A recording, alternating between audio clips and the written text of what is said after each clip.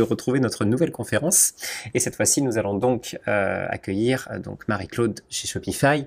Et donc, qui de mieux que Suzanne pour présenter notre nouvelle intervenante. Tout le monde, oui, c'est la conférence Shopify qu'on attendait beaucoup. Donc c'est Marie-Claude qui est Technology Partner Manager chez Shopify. Vous la connaissez peut-être déjà parce qu'elle avait elle avait partagé un live avec Guillaume sur notre chaîne YouTube. Je vous invite à le retrouver parce que c'était super intéressant. Aujourd'hui, elle revient pour présenter un autre sujet qui s'appelle Customiser Shopify en utilisant les thèmes et les API. Donc, je vais vous laisser l'écouter. Je vous rappelle aussi avant ça que Shopify propose des bons plans sur notre page Bons Plans. Donc, je vous invite aussi à les retrouver sur notre page Bons Plans. Marie-Claude, c'est à toi. Merci beaucoup, Suzanne. Bonjour à tous. Merci d'être parmi nous aujourd'hui. Je suis chez Shopify depuis déjà 7 ans aujourd'hui et je travaille comme Technology Partner Manager pour l'équipe Shopify en France. Je vais essayer d'être le plus cohérent possible aujourd'hui. J'ai malheureusement attrapé le COVID, donc si je fais un peu moins de sens que d'habitude, c'est peut-être pour ça, mais ravie de répondre à vos questions à la fin de ma présentation aujourd'hui. Donc, aujourd'hui, en fait, j'aimerais parler de Shopify en général. J'aimerais parler aussi un peu du programme de partenariat de Shopify et les opportunités qu'on vous propose. Et par après, je vais vraiment commencer à explorer les sujets techniques dont comment customiser les thèmes et comment utiliser les API de Shopify. Donc, pour vous, en tant que vendeur Shopify, il y a plusieurs avantages en termes de construire sur Shopify. Donc, Shopify, en général, c'est une plateforme qui est hébergée. Donc, ça permet aux clients, en fait, de ne pas avoir à se soucier par rapport à l'hébergement de son site, à la sécurité, aux mises à jour, aux ajouts de fonctionnalités, etc. C'est quelque chose qui est entièrement fait automatiquement et qui est hébergé à 100%. C'est une plateforme qui offre aussi une bande passante illimitée. Donc, il n'y a vraiment pas de limite, qu'importe l'abonnement mensuel du client. C'est une plateforme qui est Level 1 PCI compliant, donc conforme niveau 1 PCI. Et c'est une plateforme aussi qui offre des certificats SSL pour tous les sites et pour tous les checkouts, qu'importe l'abonnement mensuel, encore une fois. Et c'est une plateforme qui a été créée et concise pour le commerce du tout début. Donc, c'est pas forcément une plateforme pour des sites web avec des ajouts de commerce en ligne. C'est vraiment une plateforme qui a été créée à 100% pour le commerce. Et c'est une plateforme qui est unifiée. Donc, c'est la même version de la plateforme pour nos 1 million plus de marchands qui nous utilisent, mais qui est extrêmement customisable du côté du front, ainsi que du côté des modules, des apps, des API, etc. Et qui inclut des thèmes qui sont construits pour le commerce. Donc, on va parler aujourd'hui du langage qu'utilisent les thèmes de Shopify qui s'appelle Liquid. Et c'est vraiment une manière de construire des thèmes qui sont faits à 100% pour le commerce en ligne et le commerce en général.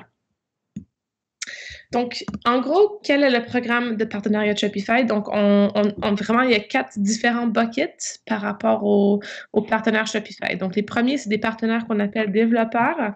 C'est des partenaires qui créent des modules qui sont soit des modules custom pour leurs clients ou soit des modules qui sont destinés à l'App Store de Shopify, donc le marketplace de modules que les marchands Shopify consultent afin d'ajouter des modules à leur compte Shopify.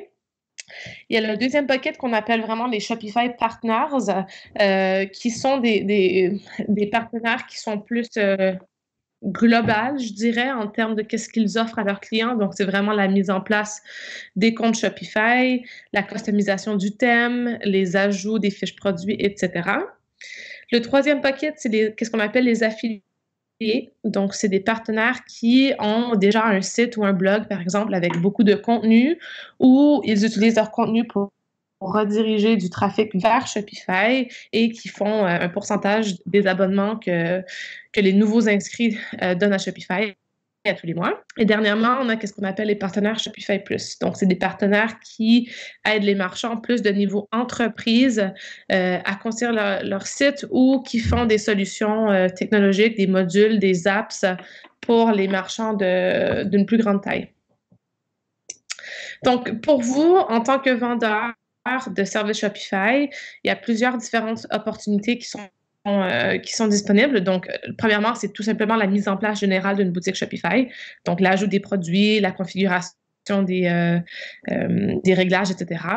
Ça peut être la customisation des thèmes. Donc, si un certain marchand cherche à customiser son template pour avoir vraiment une version plus brandée pour leur entreprise, c'est un service qui est recherché très, très fréquemment. C'est aussi des intégrations custom vers des applications qui sont tierces. Donc, par exemple, des ERP, des CRM, etc. Donc, c'est des grosses intégrations qui ne sont pas forcément des applications qui sont déjà disponibles dans l'App Store de Shopify.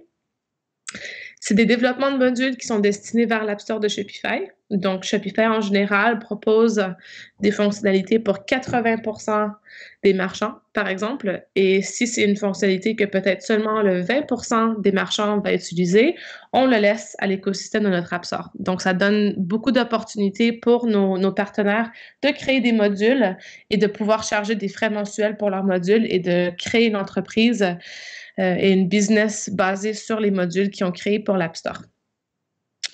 Pour les partenaires affiliés, comme je vous ai dit, c'est la génération de leads vers Shopify à partir de votre contenu, par exemple. Et dernièrement, c'est le développement des stratégies de marketing pour vos clients. Donc, même après la conception d'une boutique Shopify, il y a aussi du travail qui est fait d'une manière plus ou moins permanente par rapport aux stratégies de marketing pour le marchand et de comment ils vont grandir leur entreprise en ligne, par exemple, à l'étranger, etc. Donc, notre objectif aujourd'hui, c'est vraiment de découvrir l'environnement de partenaire de Shopify. On va aussi discuter des API et de comment créer et modifier les thèmes de Shopify et comment Liquid fonctionne si vous n'êtes pas particulièrement familier avec ce langage. Donc, les points clés aujourd'hui, c'est vraiment comment de créer un compte partenaire. On va découvrir les API, comment elles fonctionnent, le workflow d'un projet typique, ainsi que la structure d'un thème et la base du Liquid qui formule les thèmes de Shopify. Et dernièrement, comment modifier les thèmes et les réglages d'un thème. Donc, premièrement, allons-y. Il faut commencer par créer un compte tout simplement de partenaire Shopify. Donc, si vous êtes vendeur 5 € et que vous voulez commencer à offrir des services Shopify, vous allez pouvoir ouvrir votre compte à partir de shopify.fr/partenaire. Ça prend quelques secondes et vous allez avoir accès à tout plein d'outils qui vont vous aider en tant que vendeur Shopify. Donc, premièrement, qu'est-ce que vous pouvez faire? C'est de créer des boutiques pour vos clients. Donc, c'est vraiment qu'est-ce qu'on appelle des boutiques de développement, par exemple, qui agissent comme un vrai compte Shopify, où vous pouvez faire la création du compte, l'ajout des fiches produits, la modification des thèmes, etc. Et lorsque le compte est prêt, vous pouvez tout simplement le transférer vers votre client. C'est aussi, votre compte partenaire va aussi vous donner la chance de construire des modules pour l'App Store. Donc, ça va vous donner un environnement de testing afin de aussi générer des clés API et des identifiants pour commencer à construire votre module. Et à travers de votre compte de partenaire, vous allez aussi pouvoir réviser vos paiements de collectés et ceux qui sont en cours. Donc, si vous avez des paiements par rapport au module que vous avez soumis vers l'App Store, par exemple, si vous avez du travail qui a été fait par rapport à des nouveaux comptes que vous avez développés par des marchands, vous allez pouvoir reviser vos paiements à partir de votre dashboard de partenaire. Et dernièrement, vous allez aussi avoir accès au support partenaire et aux ressources. Donc, aussi disponible en français et disponible 24 heures sur 24, 7 jours sur 7. Donc, par rapport au compte de développement, c'est très, très intéressant quand on crée des comptes de développement pour des marchands Shopify parce que vous allez recevoir en fait un pourcentage de qu'est-ce que tous les marchands vont payer vers Shopify pour leur abonnement mensuel pour toujours. Donc, si vous créez un compte de développement à partir de votre compte de partenaire et que vous le transférez vers le marchand une fois qu'il est complété, nous, on vous rembourse 20%, c'est 30% de ce que le marchand nous paye à tous les mois vers vous. Donc, c'est à votre avantage de créer les comptes de développement à partir de votre compte de partenaire et vous pouvez avoir un montant illimité de comptes de développement. Il y a aussi ce qu'on appelle des applications préférentielles pour les partenaires. Donc, lorsque vous travaillez sur des comptes de développement et que vous souhaitez faire des essais de certaines applications sans forcément avoir à payer, vous avez aussi accès à une multitude d'applications qui sont disponibles justement pour ça. Donc, c'est apps.shopify.com/collection/partner-friendly apps. Vous avez aussi accès à cette collection à partir de votre compte de partenaire. Donc, parlons premièrement des API de Shopify. Donc, les API de Shopify, c'est vraiment si vous souhaitez créer des intégrations custom pour des clients, par exemple, ou si vous souhaitez créer des modules destinés à l'App Store de Shopify, donc des modules qui sont publics et disponibles pour tout le monde. Donc, en général, qu'est-ce qu'ils font, les API de Shopify? Donc, ils permettent pour des fonctionnalités customisées d'être ajoutées en gardant l'intégrité de la plateforme. Donc, vu que Shopify, c'est une plateforme SaaS et non open source, ça travaille un peu différemment que du PrestaShop, par exemple. Dans le sens qu'avec PrestaShop, par exemple, on peut modifier la plateforme telle qu'elle, mais avec Shopify, vu qu'on souhaite garder la plateforme la même pour tout le monde, on vous laisse ajouter des fonctionnalités à travers de l'API. Donc, c'est vraiment la manière de pouvoir customiser comment Shopify fonctionne, c'est à travers de l'API. C'est quelque chose qui permet aux marchands de se connecter avec des solutions tierces telles que des ERP, des CRM, etc. Donc, certainement pour les plus gros marchands qui ont des besoins technologiques un peu plus compliqués, ça permet de connecter à ces solutions. Les API, c'est qu'est-ce qui alimente évidemment l'App Store de Shopify. Donc, tous les modules qui sont sur l'App Store de Shopify utilisent les API pour pouvoir se connecter au compte des marchands. Et dernièrement, nos API sont très, très extensives et flexibles et très bien documentées. Donc, on a vraiment des API qui peuvent aller toucher à presque n'importe quelle partie des comptes Shopify. Donc, c'est vraiment une bonne manière de pouvoir faire presque n'importe quoi auprès d'un marchand Shopify. Donc, encore une fois, c'est des API qui sont extrêmement bien documentées. On a beaucoup de retours de nouveaux développeurs qui viennent travailler avec Shopify, qui disent que c'est très, très clair, très facile à utiliser. Donc, aujourd'hui, Shopify propose deux différents API. Donc, on a l'API REST et l'API GraphQL. Donc, les deux sont disponibles et documentés sur nos documents de développeurs en ligne. Donc, quand vous allez vouloir créer un module, en fait, il y a deux différentes options. Il y a ce qu'on appelle Custom App et Public App. Donc, Custom App, c'est un projet custom pour un seul marchand, par exemple. Si un marchand vous dit « Moi, j'aimerais me connecter avec telle solution » et il n'y a pas forcément déjà une intégration qui existe sur l'App Store de Shopify, si vous voulez créer l'intégration, le point de connexion entre le compte de ce marchand et cette solution, vous pouvez créer une Custom App. Ou si vous voulez créer vraiment un module qui est disponible publiquement, que n'importe qui peut ajouter à partir de l'App Store, vous pouvez créer aussi une app publique. Donc, je ne vais pas vraiment passer énormément de temps sur le côté apps, mais plus vers le côté thème, où on voit le plus de demandes. Donc, c'est auprès des marchands qui souhaitent avoir un thème plus brandé, etc. Donc, aujourd'hui, le magasin de thèmes de Shopify comprend presque, je crois, 60 thèmes. Il y a des thèmes qui sont gratuits, il y a des thèmes qui sont payants et tous les thèmes sont 100% customisables. Donc, vous allez probablement commencer avec une version de thème que vous allez customiser par après basée sur les besoins des marchands et des clients. Donc, une seule boutique Shopify peut avoir jusqu'à 20 thèmes. Et évidemment, un thème, c'est ce qui traite l'apparence et le style d'un site. Donc, celui-ci peut être changé ou modifié sans affecter les données des produits, les fiches produits, etc. Et tous les différents thèmes vont avoir des différentes fonctionnalités et des différents réglages. Donc, on peut essayer des thèmes payants ou gratuits à partir de l'App Store sans forcément avoir à les acheter et voir quelles fonctionnalités qu'ils offrent. les thèmes peuvent aussi être en mode non publié afin de les modifier et de voir un aperçu sans que ces changements soient live. Donc, on peut travailler sur une version copie d'un thème pour faire des changements sans affecter la version live du front et du site. Donc, je vais commencer un peu à parler de l'anatomie du thème. Donc, si on regarde sur WordPress, par exemple, on a des posts, pages et des custom post types. Si on regarde sur Shopify, c'est des collections, products, pages and articles. Donc, c'est vraiment la même genre d'anatomie avec un peu de wording qui est différent. Et si on parle de l'extension des fonctionnalités, sur WordPress, c'est des plugins, sur Drupal, c'est des modules, et sur Shopify, c'est des apps comme que j'en ai discuté auparavant. Donc, quand on parle de l'éditeur de thème, j'espère que ça va fonctionner, j'espère que vous pouvez toujours voir. Donnez-moi 2 secondes. Certainement, il faut que je fasse mon authentification.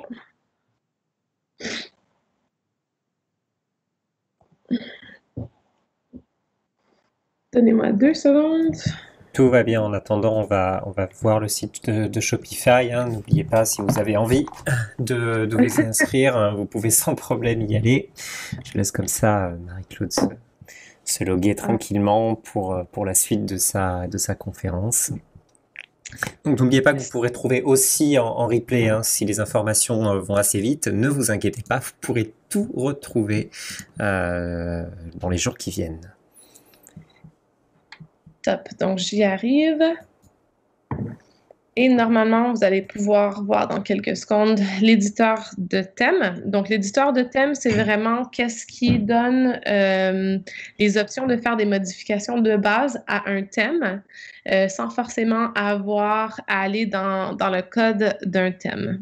Donc, vous allez voir ma boutique Shopify et vous allez voir les différentes options dans l'éditeur de thème ici à gauche par rapport à qu'est-ce qu'on peut faire en termes de changement. Donc, on peut ajouter, par exemple, des logos, on peut ajouter des diaporamas ou une différente bannière, par exemple. On peut faire des changements à des différents produits ou des collections qu'on voit ici. Et c'est des changements qu'on peut faire sans avoir à customiser le code du thème. Qu'est-ce qui est très, très important de savoir, c'est que les options que vous voyez ici, c'est en fait des options que vous pouvez ajouter au thème. Donc, on peut ajouter du code au thème pour créer des options afin de changer des choses sans avoir à customiser le code du thème. Donc, c'est vraiment, l'éditeur de thème est très, très flexible en termes de comment on peut l'utiliser. Donc, je vais retourner à ma presse. Pour ajouter des thèmes à une boutique, tout simplement, on va dans la section des thèmes d'un compte Shopify et on peut ajouter des différents thèmes et de faire des modifications avec l'éditeur de thèmes. Mais comme je vous ai dit, en fait, on peut ajouter ou modifier des réglages dans le fichier settings-schema.json dans le directory config du thème. Donc, si le client pour lequel vous travaillez souhaite faire quelques modifications de manière régulière sans avoir à changer le thème, vous pouvez créer ces options dans le settings schéma. Donc, quand on parle de la structure du thème, il y a plusieurs différents fichiers. Donc, assets, config, layout, local, sections, snippets et templates. Donc, je vais les expliquer très rapidement.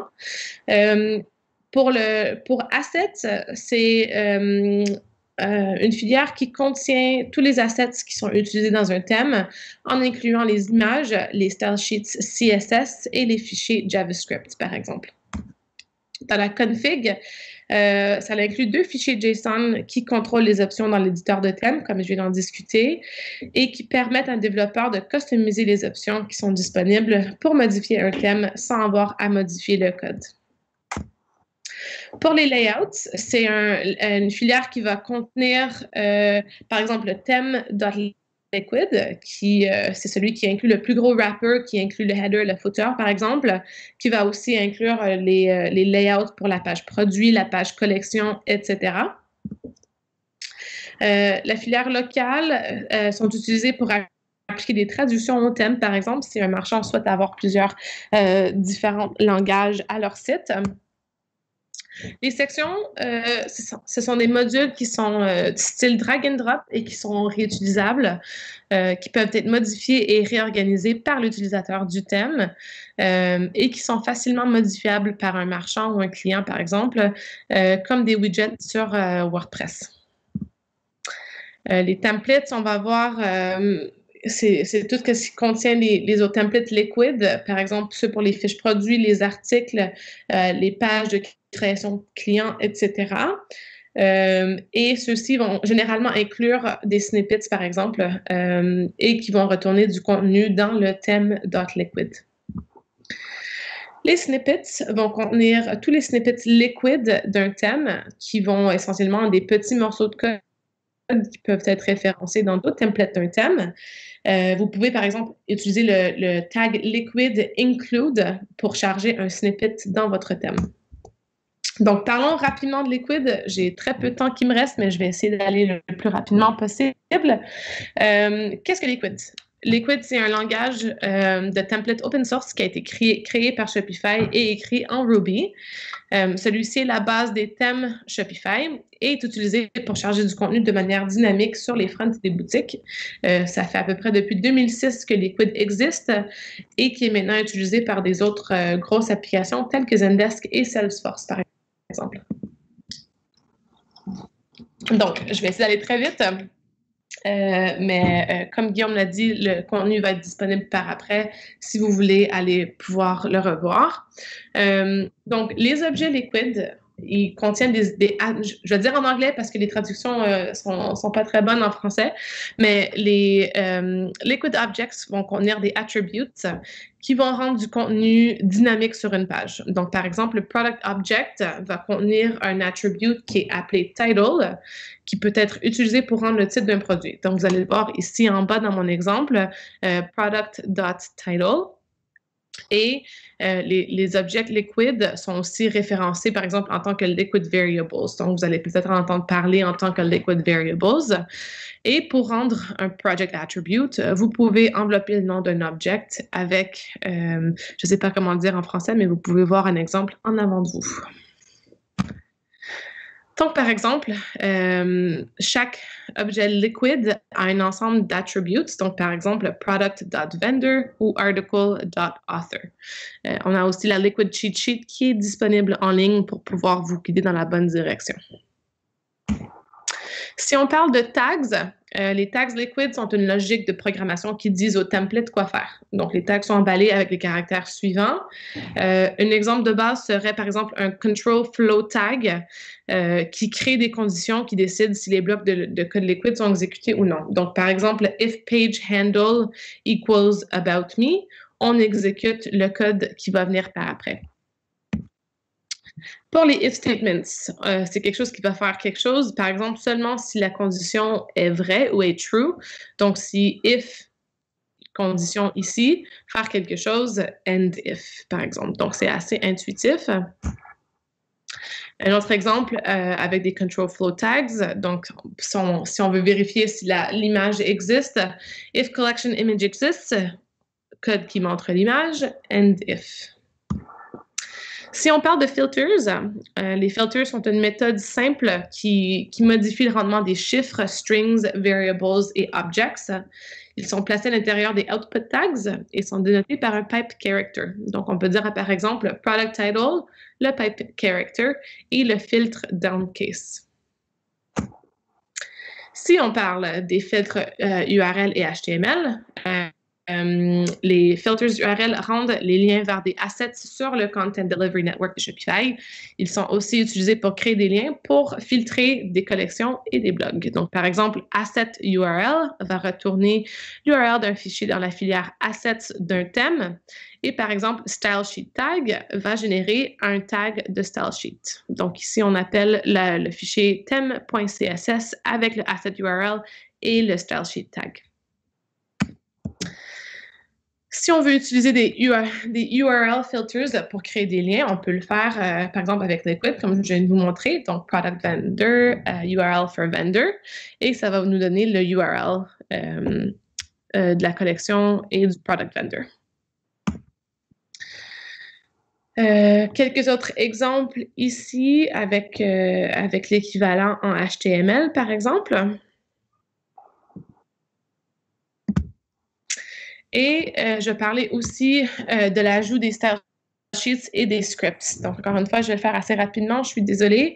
Donc, par exemple, on a parlé des assets tout à l'heure aussi. Donc, encore une fois, c'est les assets qui vont contenir tous les assets utilisés dans un thème, incluant les images, les style sheets CSS et les fichiers JavaScript. Donc, voici un exemple, par exemple, en PHP ou sur WordPress. Et un exemple avec du Liquid. Donc, c'est beaucoup plus clean, beaucoup moins compliqué à écrire.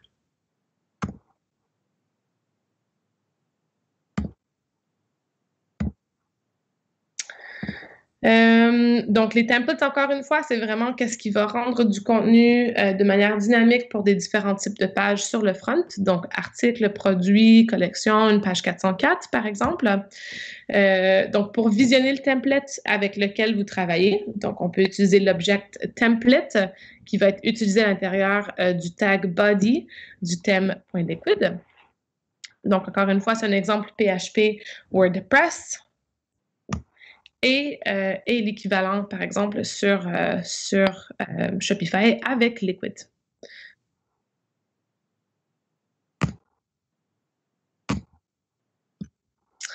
Dernièrement, je crois, c'est la manière qu'on appelle des templates sur Shopify. Donc, encore une fois, il y a un exemple PHP WordPress. Et sur Shopify, quand on utilise le namespacing. Donc, tout simplement, par exemple, page custom template name.liquid ou product custom template name.liquid. Et je termine avec plusieurs différentes ressources qui sont disponibles pour vous en tant que vendeur Shopify. Encore une fois, la Liquid Cheat Sheet, les exemples de code et la documentation Liquid en général. Les forums Shopify qui ont des réponses d'employés Shopify, des experts et d'autres partenaires. Le Shopify Partner Academy, qui est vraiment une formation de A à Z pour tous les différents sujets Shopify, qui est entièrement gratuit. Et le Shopify Partner Blog, qui est aussi disponible en français, où vous pouvez discuter avec d'autres partenaires et d'autres vendeurs dans l'écosystème en France, par exemple, à propos d'une variété de différents sujets. Wow, je crois que j'ai passé extrêmement vite à travers du sujet. Je suis désolée si c'était un peu rapide, mais encore une fois, toutes les informations sont disponibles en ligne et je vous invite vraiment à nous contacter si ça vous intéresse. Sur la page Bon Plan, il y a aussi un formulaire où vous pouvez demander que je vous appelle en fait avec des questions, des réponses, etc. Donc, n'hésitez surtout pas à le remplir si c'est des sujets qui vous intéresseraient. Merci beaucoup. Merci. Ne t'inquiète pas, tout va bien. Est-ce que je peux encore te prendre quelques petites minutes pour des questions? Yes, absolument. Ouais, elles sont assez simples. La première, c'est combien de temps, si on n'a pas trop de notions en programmation, on peut maîtriser à peu près correctement Liquid? En fait, vous allez avoir besoin d'une base au moins HTML, CSS, comme n'importe quel autre website de site en ligne. Mais une fois, en fait, que vous avez cette base, le Liquid est un très beau fit à l'intérieur de celui-ci. Donc, encore une fois, si vous avez la base HTML, CSS, vous n'avez pas forcément besoin de beaucoup de temps pour maîtriser le Liquid. Oui, et donc, si des vendeurs veulent se lancer, ils peuvent se lancer aussi sans maîtriser Liquid, puisque ils trouveront quand même beaucoup de ressources qui sont déjà, j'ai envie de dire, précodées sur le shop de Shopify. Absolument. Après, en tant que vendeur aussi, vous pouvez tout simplement offrir des services de base comme la mise en place d'un compte Shopify, des fiches produits, etc.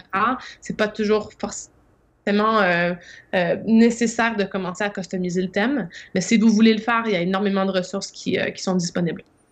Oui, parce que tu parlais de cette fameuse, des fameux 20 ou 30%, j'ai oublié, je suis désolé, qui sont reversés à vie aux vendeurs. Et ça, c'est une opportunité absolument énorme. Et je sais que des vendeurs l'utilisent et c'est tout à fait normal. Il faut penser que c'est pas donc uniquement le coût de la prestation que vous allez faire, mais si vous gérez bien votre, on va dire, votre transfert, vous allez vous retrouver avec des revenus passifs grâce à Shopify. Exactement.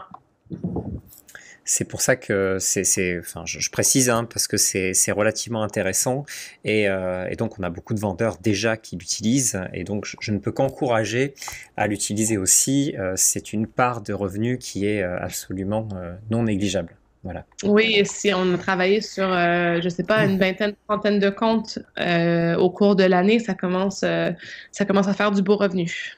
Ben surtout que sur 5 euros, en général, on crée des sites assez rapidement. Donc, c'est des sites comme qui vont coûter, on va dire, entre 100 et 500 euros. Donc, c'est des créations qui sont relativement rapides avec finalement peu de customisation.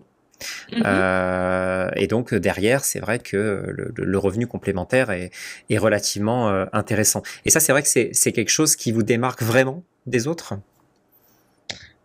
Pour Shopify, en termes du programme de partenariat, oui, parce que le programme de partenariat, les outils, etc., sont tous gratuits. Donc, nous, pour vous, en tant que vendeur, ça vous coûte absolument rien.